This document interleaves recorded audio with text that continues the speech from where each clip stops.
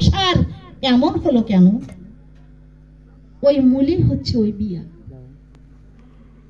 তাই স্বামী স্ত্রী দুটি শব্দ মিলে হয়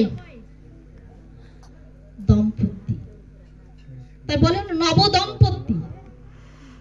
স্বামীর বিপরীত অঙ্গ স্ত্রী, স্ত্রীর বিপরীত অঙ্গ হচ্ছে স্বামী। একটা সমাজ সংসার গঠিত হয় দুটি সত্তা মিলে, পুরুষ ও নারী। আজকে এমন হলো কেন? সংসার ধ্বংসের পথে চলে যাচ্ছে। ওই মূল কারণই হচ্ছে ওই বিয়ে। ঠাকুর বলছেন, মেয়ে যদি স্বইচ্ছাতে বরে না সৎ বরে, কার বউ কার ঘরে যাবে ঠিক পাবি কি করে? আজকে সত্যি সেটাই হচ্ছে। দুই সওয়ালের মা চলে যাচ্ছে আরেকজনের সাথে, দেখছেন? এই হচ্ছে সমাজ, এই হচ্ছে আমাদের সংসার।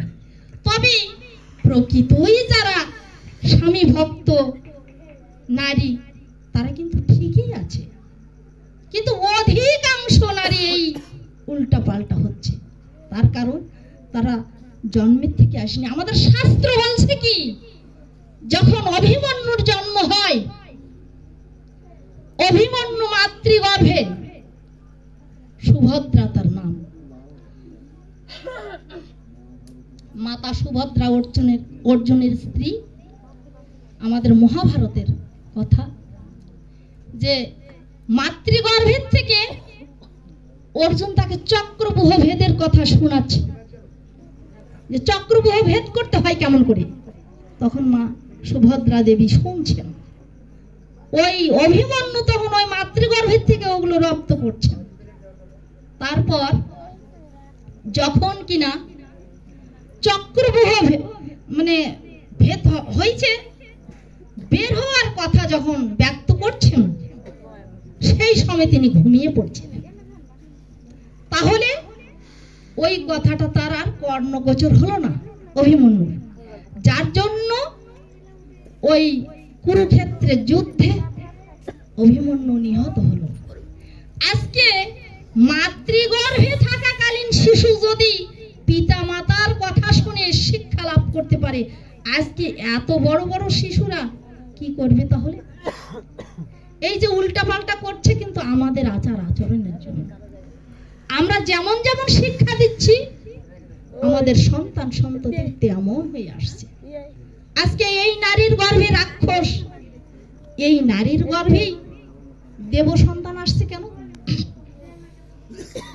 ঠাকুরের একটি বইতে পেলাম যে মার যখন স্বামী স্ত্রীর মিলন হয়, তখন মার মনোভূমি যেমন থাকে স্বামীর পরে, তেমনি একটা সত্তা এসে ঢোকে। কোটি কোটি আত্মা এসে হুড়াহুড়ি করে, ওই সময় মারামারি করে কার আগে কে পৃথিবীতে যাব।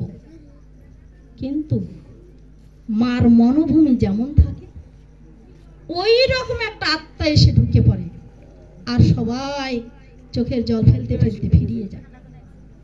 তাহলে আমরা এই মানব জন্ম পেয়েছি, মানব জন্ম দুর্লভ জন্ম, এমন জন্ম আর হবে কিনা আমরা জানি না। কত সাধনা করে করে আমাদের এই মানব জন্ম পেতে হয়।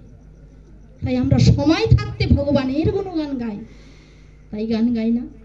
কত সাধনার ফলে এমন সাধের মানব জন্ম পেলে, দুদিন বাদে সবাই চলে যাবে।